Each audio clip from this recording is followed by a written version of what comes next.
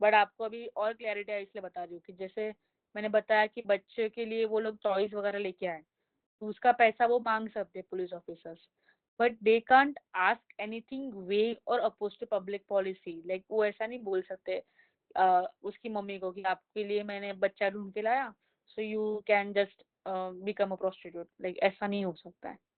तो it should not be oppose to public policy. That's what I want to mean.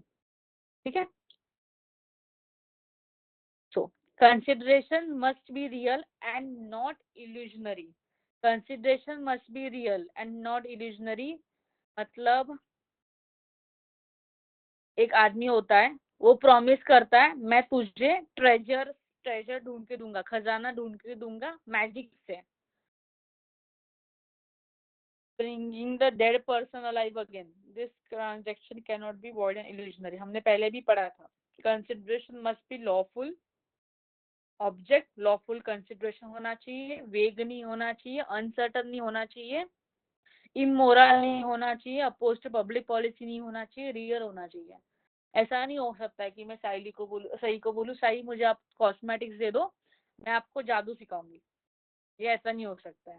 या फिर मैं आपको जादू की टेक्निक सिखाऊंगी जहाँ पे आप 1 मिनट में सब पढ़ लोगे, याद रख लोगे। ये डोरेमोन वाले गैजेट्स नहीं बन सकते। कंसिडरेशन आ रहा है समझ में?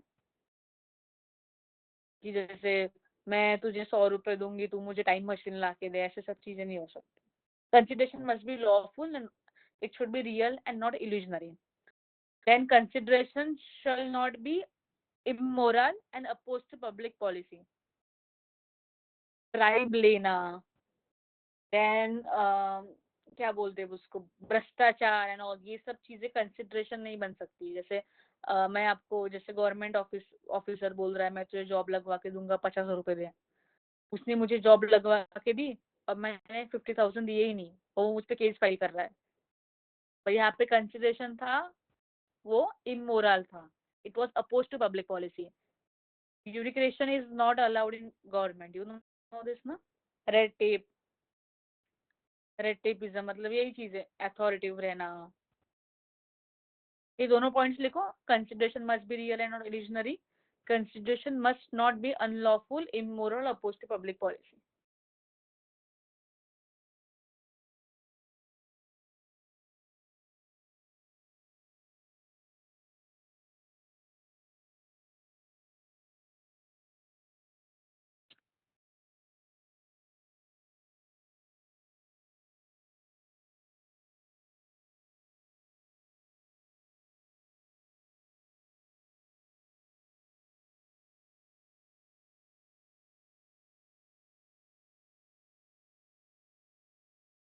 लिखा। उसके लिए मेमोरी टेक्निक है हमारे, हम फिर से लाला लाली को बुलाएंगे, आ जाओ करके हमें मेमोरी टेक्निक सिखाओ।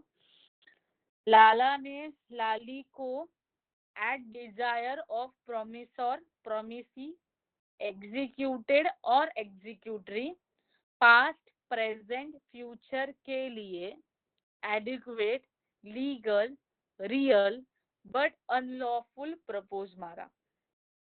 Right this memory technique. शायद मेमोरी टेक्निक को ही आपको लर्न करना पड़ेगा।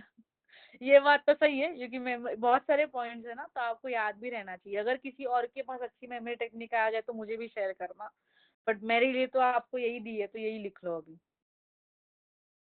सी I am very bad at memory techniques, okay, क्योंकि मैंने कभी ऐसी पढ़ाई नहीं की मेमोरी टेक्निक्स से, तो फिर मुझे ऐसे थोड़ा सा डिफिकल्टी आती है कुछ ऐसे आपको कुछ शॉर्टकट देने की बात आई तो। बट अगर आप तो कोई इसमें एक्सपर्ट हो तो प्लीज इसके लिए मेमोरी टेक्निक बनाना हो मुझे भी देना, कि मैं बाकी बच्चों को शेयर कर पाऊँ फिर आगे।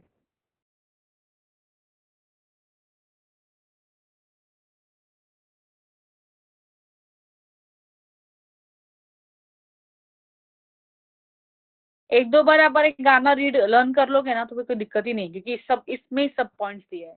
हाँ, मैं क्यों मेमोरी टेक्निक दी है, क्योंकि एग्जाम में स्पेसिफिक क्वेश्चन आता है कि कंसिडरेशन क्या क्या हो सकता है, और explain the legal rules of consideration.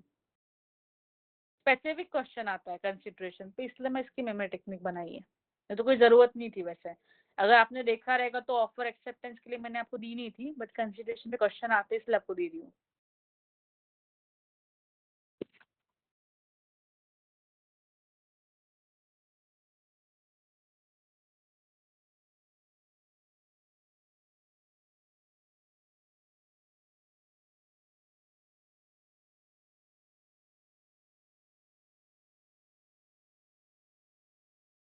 आगे बढ़े, लिख लिया होगा तो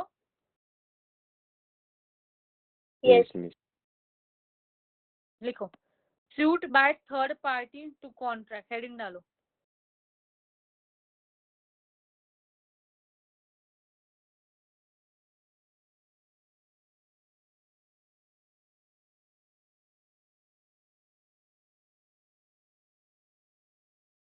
हमने पढ़ा था प्रीविटी ऑफ कॉन्ट्रैक्ट का रूल है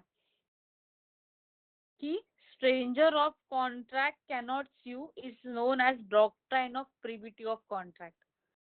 हेडिंग डालने के बाद लिखो privity of contract, doctrine of privity of contract, dash करके लिखो stranger to contract cannot sue, stranger to contract cannot sue. Prateek बोल रहा है मैम आपने सही से कॉस्मेटिक लिए, आप पैसे ही नहीं दे रहे हो, मैं जाके केस फाइल करूंगा। मैं सामाजिक कार्यकर्ता हूँ, मैं इस क्या बोलते हैं उसको, ऐसे भारत में पुणे में गलत होने नहीं दूंगा, महाराष्ट्र में गलत नहीं होने दूंगा, जय हिंद ऐसा बोल के नारे लगा रहा है और बोल रहा है कि मैं आपके ऊपर केस फाइल करूंगा, आपने सही के साथ गलत किया है। तो वो मुझ पे स्यू नहीं कर सकता है क्योंकि वो स्ट्रेंजर टू कॉन्ट्रैक्ट है। और लॉ बोलता है कि doctrine of privity of contract नाम की चीज है जिसमें बताया गया है कि कोई भी आदमी जो कॉन्ट्रैक्ट के अंदर है ही नहीं, जो स्ट्रेंजर है, वो केस फाइल नहीं कर सकता है कॉन्ट्रैक्टिंग पार्टीज पे। कॉन्ट्रैक्टिंग पार्टीज पे केस कौन फाइल कर सकता है? वो खुद फाइल कर सकते हैं एक दूसरे के ऊपर केस फाइल। आ रहा है समझ में? Are you all there in lecture? Yes no? Yes miss. Okay, तो अब इसके मस्त मस्त केसेस देखेंगे हम लोग। सब केस मैंने सब जगह पे आपके लिए बना के रखा है, टाइम बचे हमारा। ओके, जे कॉन्ट्रॅक्ट करता तेच सूट फाईल करू शकता, आपण हे वाचलं, ठीक है। बट असे 7 के, अरे स्क्रीन नहीं दिख रही क्या? स्क्रीन स्क्रीन जरा स्लो चल रहा है ऐसा दिख रहा है मुझे। डायग्राम दिख रहा है क्या? हाँ हाँ। एक मिनट, मैं फिर से रिज्वाइन करूँ, एक मिनट।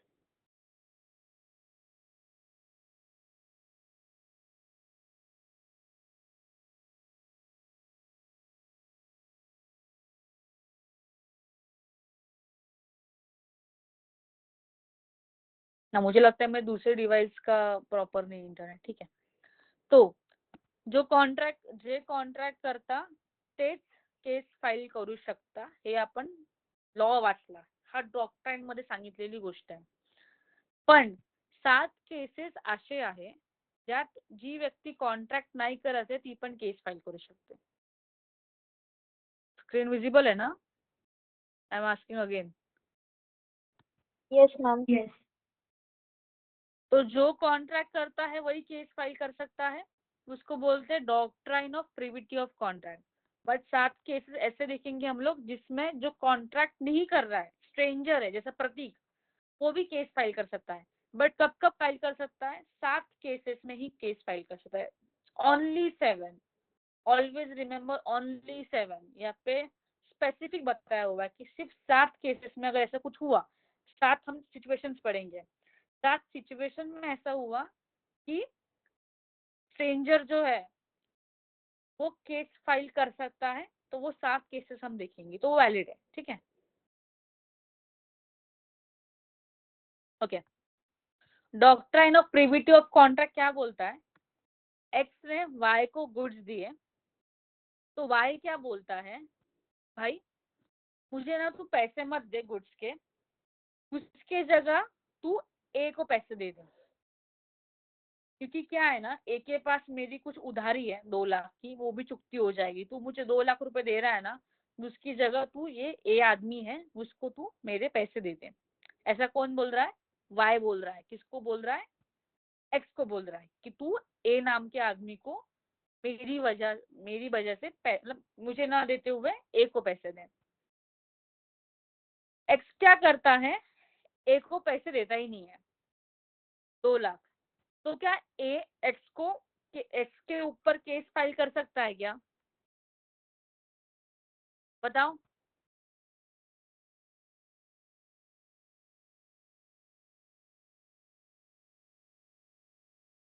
हेलो, लेक्चर में हो क्या? कभी कभी लगता है खुद से ही यस। बोल रही हूँ मैं। यस। एक्स ने वाई के ऊपर एक्स ने वाई को गुड्स दिए, वाई ने एक्स को गुड्स दिए और एक्स उसके पैसे देने वाला है। ठीक है, मैंने उल्टा बोला था पहले। वाई ने एक्स को गुड्स दिए और एक्स उसके पैसे देने वाला है वाई को।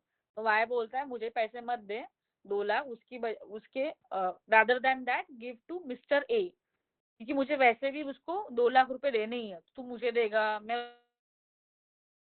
उसको दूंगा। मुझसे बेटर है कि तू ही डायरेक्टली मिस्टर ए को पैसे दे दे। तो उसने मिस्टर ए को पैसे दिए ही नहीं, उसने वाई को भी नहीं दिए और मिस्टर ए को भी नहीं दिए। तो मिस्टर ए एक्स के ऊपर केस फाइल कर सकता है क्या? अरे बोलो। हाँ। इतने इतने टाइम से हम क्या पढ़ रहे हैं? हाँ। एक्सनी वायनी एक्स हाँ, कर करणं सकते काय हैं। गुड्स घेतले। फिर से पढ़ा रही हूँ मैं। वायनी एक्स करणं काय गुड्स घेतले, एक्स त्या गुड्सचे पैसे देत होता वायला. तर तेव्हा काय झालं, तेव्हा ए नावाचा व्यक्ती तिथे उभा होता. तर वाय म्हणतो की मी तुला जे गुड्स दिले त्याचे तुम्हाला पैसे देणार आहे, बरोबर, 2 लाख रुपये. तर एक काम कर, ते पैसे मला नको देऊ, तू डायरेक्टली ए ला दे. तर ए काय आहे ना, या ए कडनं मी काही उधारी घेतली 2-3 लाखाची आणि अशी ती मला वापस द्यायची आहे. मग तेच परतफेड होऊन जाईल, असं मी माझ्याकडनं पण त्याच्याकडनं पण समजूत होऊन जाईल. तू डायरेक्टली या ए ला पैसे दे. पण एक्सने काय केलं, ए ला पैसे दिलेच नाही.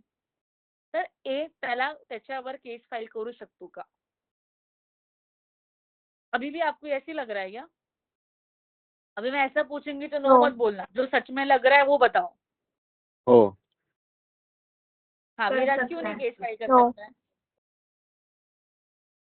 कर सकता अरे मैं बोल रही हूँ क्यों नहीं फाइल कर सकता, तू बोले कर सकता है. आंसर चेंज कर दिया. और है. कौन मैंने बोला इसमें था? हो बोला था, और नो नहीं, हो बोला था. अच्छा, हो ओके, हो कर सकता है. ठीक आहे. अजून कोण हो आहे इथे? सॉरी, अजून कोण हो आहे जो म्हणते की मी केस फाइल करू शकतो? ए.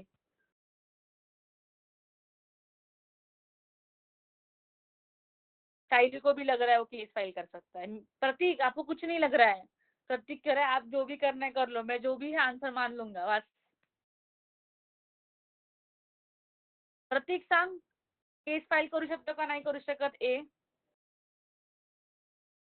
भी बोल रहा है कर सकता. प्रतीक, आपका आवाज ही नहीं आ रहा है.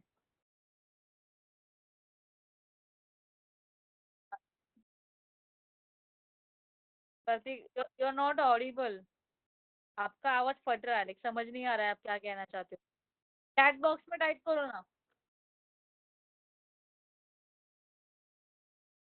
Type in chat box. सही, आपको क्या लग रहा है, कर सकता है केस फाइल? नहीं कर सकता, मतलब एक्स पे कर सकता है, वाई पे नहीं कर सकता। एक एक ही बता, हो का नहीं? हो का नहीं, ऐसा बट वाला नहीं आंसर. नहीं। क्यों नहीं कर सकता है? ए को वाई से पैसे नहीं लेने थे ना, उसको एक्स से पैसे लेने थे, तो वो एक्स पे कर सकता है लेकिन वाई पे नहीं कर सकता। केस ही बदलना ली यार. सुन, केस क्या थी? एक्स ने गुड्स खरीदे थे, एक्स उसको पैसे देने वाला था वाई को. तो वाई क्या बोल रहा है, मुझे पैसे मत दे, ए को पैसे दे, क्योंकि मुझे उसको वैसे भी पैसे देने हैं. हाँ हाँ, तो मतलब वो आपका क्या वाई पे कहना कर है? सकता है, एक्स पे नहीं कर सकता। हाँ, वाई पे कर सकता है, एक्स पे नहीं कर सकता है, ठीक है। तो फिर एक्स पे क्यों नहीं कर सकता है और वाई पे ही क्यों कर सकता है, मैं आपको वो पूछ रही हूँ। क्योंकि उसको उससे पैसे लेने नहीं थे ना, उसका जो भी हुआ था वो डील वो वाई से हुआ था ना। हाँ, बराबर बराबर, ये लिटिल 99% बराबर हो, उसको से आपने फ्रेम अच्छे से नहीं किया है। तो सही इज ओनली राइट हियर, क्योंकि कॉन्ट्रैक्टिंग पार्टीज जो थे वो एक्स और वाई थे, ए नहीं थे, ठीक है।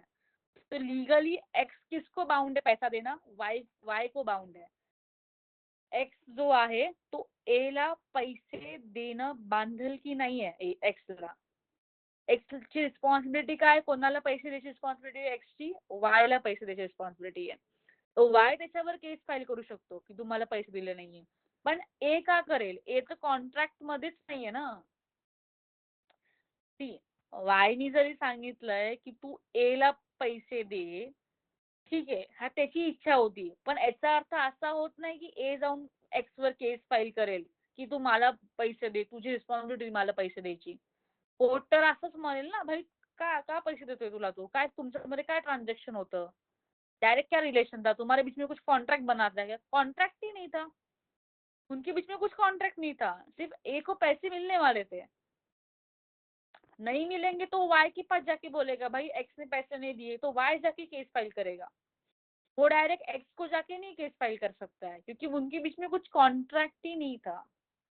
आ रहा है समझ में, कॉन्ट्रैक्ट किसके बीच में था, एक्स और वाई के बीच में कॉन्ट्रैक्ट था, और ए जो था वो स्ट्रेंजर था. आपने क्या किया, हाँ बोला, विराज, सही, साइली, प्रतीक, जो जिन्होंने भी हाँ बोला, आपने वो वाला कंसेप्ट लगा दिया, कंसिडरेशन, प्रॉमिस और थर्ड पर्सन. हमने पक्का ये वाला दिमाग लगाया रहेगा, इसलिए आपका वो यस आ गया यहाँ पे. यस. यहाँ पे ऑलरेडी कॉन्ट्रैक्ट बन गया है, यहाँ पे कंसिडरेशन की बात ही नहीं चल रही, कंसिडरेशन दूर हो गया है, वो साइड में ले लो. यहाँ पे ऑलरेडी कॉन्ट्रैक्ट बन गया है, वो दोनों लोग बिजनेस कर एक दूसरे के साथ. समझ रहा है क्या आपको, आपको दिमाग का यस परसेप्शन मिस. अभी इस एंगल से देखना है. यस। लॉ में एक ही एंगल से देखना है, घोड़े जैसा नहीं चलना है, बैल जैसा चलना है, हर एंगल से देखना होता है आपको. आप अगर एक कंसेप्ट समझ लोगे और उसी को ही हर चीज में इम्प्लाई करोगे तो नहीं चलेगा. अभी मैंने आपको इस केस में बताया कि ए एक्स पे फाइल नहीं कर सकता है, बट अभी हम कुछ ऐसे केसेस भी पढ़ रहे हैं जहाँ पे स्ट्रेंजर फाइल कर सकता है. तो आपने यही दिमाग में लगाया, केस फाइल नहीं कर सकता, केस फाइल नहीं कर सकता, तो आप आगे केसेस कैसे पढ़ोगे ना, बात ही है. ठीक है, तो आपण काय वाचलं, एक्स वाय होते, दोघांमध्ये कॉन्ट्रॅक्ट होतं.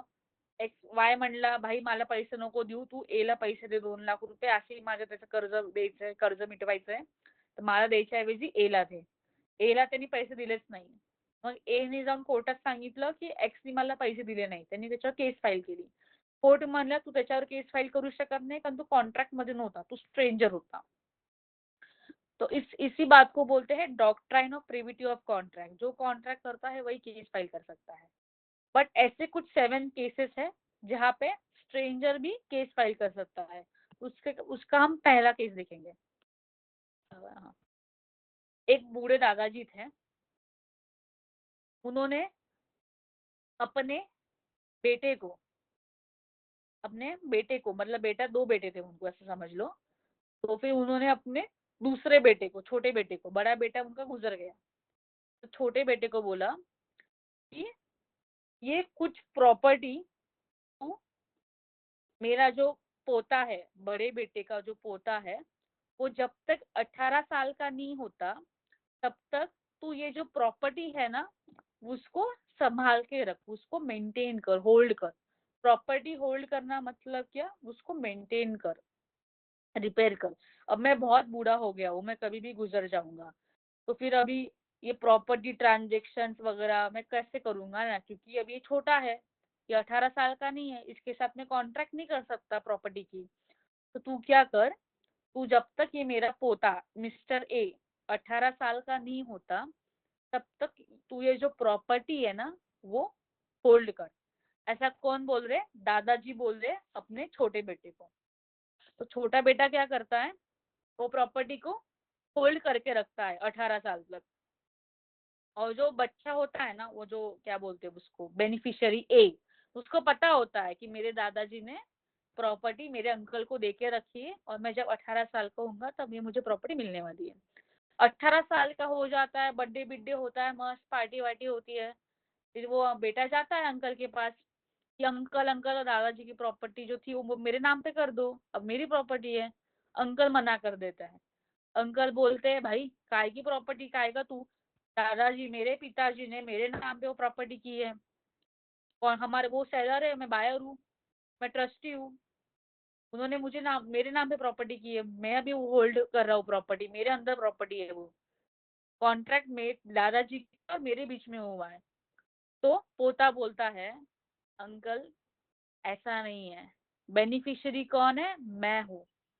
मेरे दादाजी ने आपको प्रॉपर्टी बेची नहीं है, सिर्फ होल्ड करके रखने को बोली है। आप प्रॉपर्टी के मालिक नहीं हो, प्रॉपर्टी के ट्रस्टी हो।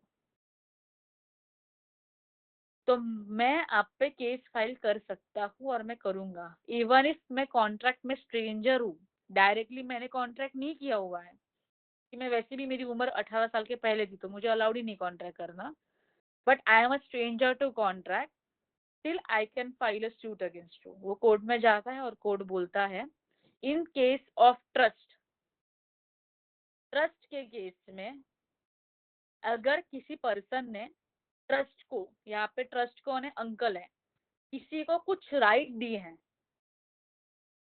ट्रस्ट वाला कंसेप्ट कैसा होता है ना कि एक स्पेसिफिक राइट होती है थर्ड पर्सन के लिए, और जो थर्ड पर्सन की जो राइट होती है ना वो हम किसी और इंसान के पास रख देते हैं, होल्ड करके देते हैं, उस इंसान को ट्रस्ट बोलते हैं। तो कुछ राइट दी हुई है, तो वो राइट जो होती है वो थर्ड पर्सन के जो लिए होती है, वो थर्ड पर्सन एनफोर्स कर सकता है, वो आपके ऊपर केस फाइल कर सकता है। तो यहाँ पे हम एक बार पढ़ेंगे फिर आपको और अच्छे से क्लियर होगा। In case of trust, a beneficiary can enforce his right under the trust, though he was not a party to contract between the settler and trust. Settler कौन था, दादाजी थे। ट्रस्टी कौन था, अंकल थे। कि उन्होंने क्या की थी, प्रॉपर्टी होल्ड करके रखी थी। बेटा वो जो पोता था, even if he wasn't the party to contract, but still he can file a suit against him, because उसके पास वो राइट था, दादाजी ने पहले ही उसको राइट दिया था ट्रस्ट के अंदर। आ समझ में? ऐसी स्पेसिफिक ऐसी कुछ केस हुई तो आप वो जो पोता है वो केस फाइल कर सकता है। अगर आप देखोगे तो हम स्पेसिफिक केसेस पढ़ रहे हैं, ऐसे ऐसे केसेस में हुआ तो, ऐसे केस में हुआ तो, वैसे केस में हुआ तो ये 7 केसेस है। इस 7 चीजों में अगर ऐसी कुछ चीजें हुई तो स्ट्रेंजर फाइल कर सकता है। इस केस में कौन फाइल कर सकता है, जिसके पास राइट है। राइट किसके पास है, पोते के पास है। बना फटाफट केस स्टडी, ड्रॉ करो।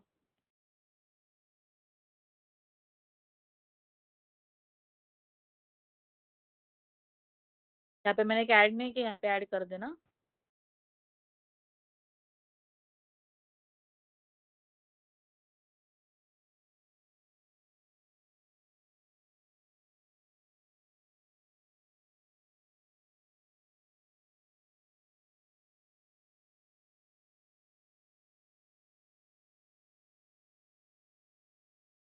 यहाँ पे लिखना बेनिफिशियरी के ब्रैकेट में डाल के लिखना कि beneficiary can file suit against uncle if property not transferred. ये लिखना भूल गई हूँ मैं, वहां पे उतना ऐड करना कि जो ए है वो अंकल के अंदर अंकल के अगेंस्ट केस फाइल कर सकता है अगर अंकल ने प्रॉपर्टी ट्रांसफर नहीं की तो, उतना ऐड कर देना।